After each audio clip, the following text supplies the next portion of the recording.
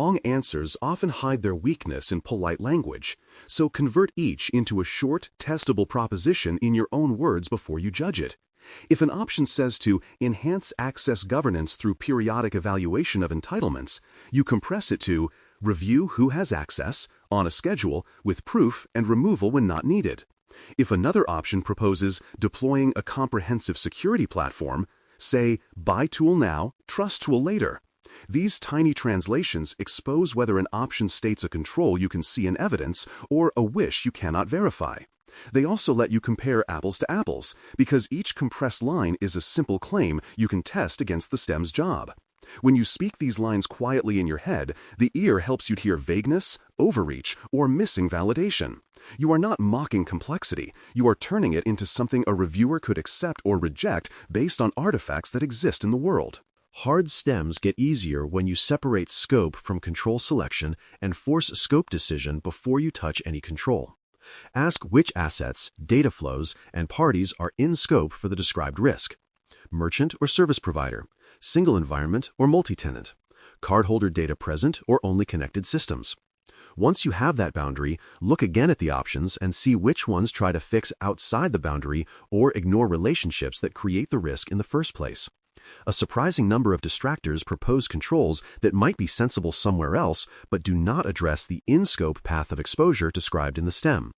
By making a scope call early, you cut the field and reduce the chance that persuasive but out-of-place answers lure you. This is not delay, it is alignment. The right control is chosen in the right place, or it is not the right control at all. When two options feel close, prefer the one that references validation, evidence, and an ongoing process aligned with the intent of PCIDS. The standard is not satisfied by a declaration. It expects managed behavior that can be shown with artifacts. Answers that mention defined approvals, configured settings, monitoring alerts, review reports, sample cadence, or sign-offs tend to reflect that intent. They also make your life easier because you can point to what an assessor would examine later. In contrast, answers that hinge on a single hero task with no follow-through often crumble under even a gentle evidence question. The best option usually has a rhythm. Establish control with an approval or configuration, produce a trace in logs or reports, and revisit on a schedule that fits the risk. When you see that rhythm, you are looking at an answer that lives beyond test day. Elimination speeds decision-making when you use feasibility, cost realism, and precedence as practical lenses. Feasibility asks whether the organization described could realistically enact the step immediately given its size, relationships, and change friction. Cost realism asks whether an option assumes a major capital move as a first step when a process adjustment would address the risk faster and more reliably. Precedence asks how similar scenarios are typically resolved in the standards ecosystem. Do assessors expect to see role-based access with approvals and logs, or do they expect a brand new platform downloaded mid-incident? These lenses are not shortcuts to avoid reading. They are grounded in how controls show up in evidence during real reviews. When two options seem equally pretty, the one that a real team could start tomorrow without fantasy budget and that a reviewer has seen work before usually edges out its rival. Some stems hide their difficulty in implied sequences rather than vocabulary, so reconstruct the timeline to reveal constraints and missing steps. If the scenario mentions a new third-party connection, recent scope changes, and an upcoming assessment window, order those events in your mind and ask what has to be true first. Must data flow diagrams be updated before monitoring thresholds make sense? Does least privilege need to be in place before logging reviews mean anything? By placing actions in time, you expose answers that reverse dependencies or skip setup entirely. You also clarify best next step questions, which are favorite traps. They do not ask for the grand strategy, only the step that unlocks the right outcome later. A clean timeline lets you say which move actually moves the ball rather than decorates the field. When options remain close after all that structure, apply least privilege and need to know as tiebreakers. These principles do not solve every question, but they are reliable when the scenario concerns access, roles, or data exposure. If two answers both appear safe, ask which one grants only what is required to perform a defined task and no more, and which one leaves a broader surface and trusts future vigilance. The former usually wins because it reduces risk by default and creates clearer evidence, approval records that specify scope of access, configurations that enforce limits, and logs that show actual use tied to a role. Need to know is not a slogan, it is a way to shrink blast radius, and the exam favors that posture when all else is equal. Use it to break ties without overthinking. Even with good moves, stubborn items will appear, so coach yourself into a mark and move habit with a fixed time ceiling you respect. Choose a ceiling that fits your pacing plan and the exam length, then trust it.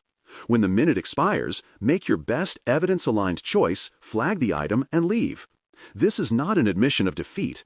It is how you protect finish line accuracy and avoid burning 10 minutes on a puzzle that yields nothing new with more staring. The habit also cools anxiety because the brain learns that hard does not mean endless. You will return later with a different mindset and broader pattern exposure from the rest of the set. The key is honoring the ceiling even when pride protests, because the clock is part of the test. When you do return, come back with a fresh read anchored on definitions, not on the trail of partial reasoning you left earlier. Start again at the stem, say the job in plain words, and remap the key terms to PCI-DSS meanings. Recompress each option into a testable proposition as if you had never seen it. This resets framing effects that can trap you in your first interpretation. Often, the second pass reveals that you misheard the role of a party, missed a constraint hidden in a date, or gave too much credit to an answer that promised results with no process. By insisting on definitions in the second round, you harness the calm of distance rather than the sunk cost momentum of your earlier path. It feels slower, but it is faster than wrestling a mistake. Before you finalize, perform one sanity check that never grows old. Weigh your choice against scope, evidence trail, and continuous compliance principles. Scope first. Does the choice actually address the in-scope risk actor and asset? Evidence next. Will the choice produce artifacts a reviewer can see without guessing intent, such as approvals, configurations, logs, and reports with dates and names? Continuous compliance last.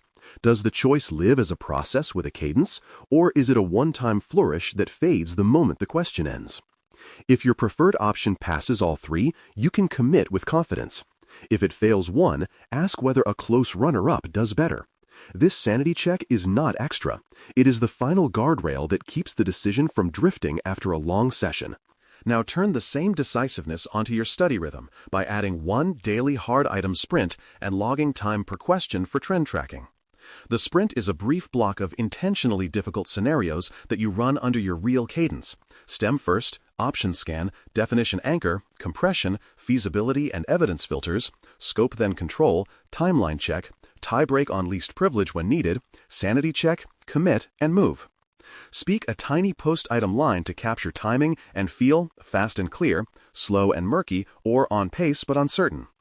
Over a week, those lines show whether your decoding routine is speeding up, whether certain phrases still trigger hesitation, and whether your mark and move boundary is being honored. The point is not to chase speed, it is to build a record that proves to you that clarity grows when you trust the routine and keep the clock as a partner rather than an enemy. As you practice this system, notice how your inner narration becomes simpler and more decisive. You stop arguing with the question and start asking it to show you the parts you know how to evaluate. The scope boundary that matters, the control that would exist in a real program, the artifact that proves it, and the cadence that keeps it alive.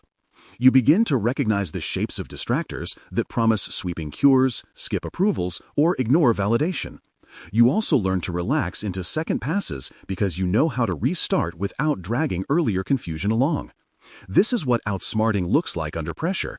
Not cleverness for its own sake, but a disciplined return to meanings, evidence, feasibility, and process. The test becomes a place where your habits perform on cue.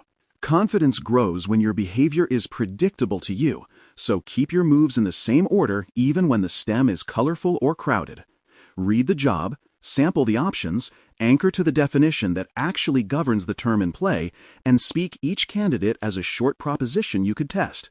If an answer survives that compression and fits inside a feasible, evidence-producing, ongoing control aligned to scope, it is probably right. If it demands a miracle, it probably is not. If too live, let need to know and least privilege decide. If time expires, mark and move without drama. If you return, reset from the stem and definitions rather than from feelings. When you keep that choreography, your pulse stays steady enough to hear the quiet clues that tricky items always contain. On exam day, the routine serves you best when it is supported by the same small physical anchors you use during practice. A longer out-breath, a slight posture lift, and one quiet sentence scope first, then evidence reboot the brain between stubborn stems and restore the sequence. The clock will tick the same way whether you panic or not, so let it be the metronome that keeps you in tempo. Your goal is not to finish every hard item in record time. Your goal is to avoid spending golden minutes on any single trap and to preserve a final review window where the second-pass definition anchor can rescue points. This is not heroism. It is craft, built on moves you can perform even when the room is loud and the stakes feel high. Close today by committing to that one daily hard item sprint and to a tiny timing log that lives in your voice. After each sprint, say how many items you touched, how many you marked and moved, and what line of definition you leaned on most. Keep the words spare and honest. Over a week or two, you will hear your own growth as clearly as you see it, and that sound is the confidence you carry into the Payment Card Industry Professional PCIP exam. The routine you practiced is the routine you will use. The pressure you feel will not vanish, but it will have less power over your choices, because every difficult stem will meet the same calm steps, the same evidence-first filters, and the same respect for time that brought you here ready to decide with clarity. Thanks for listening. For more audio courses, daily newsletters, and more, please visit baremetalcyber.com.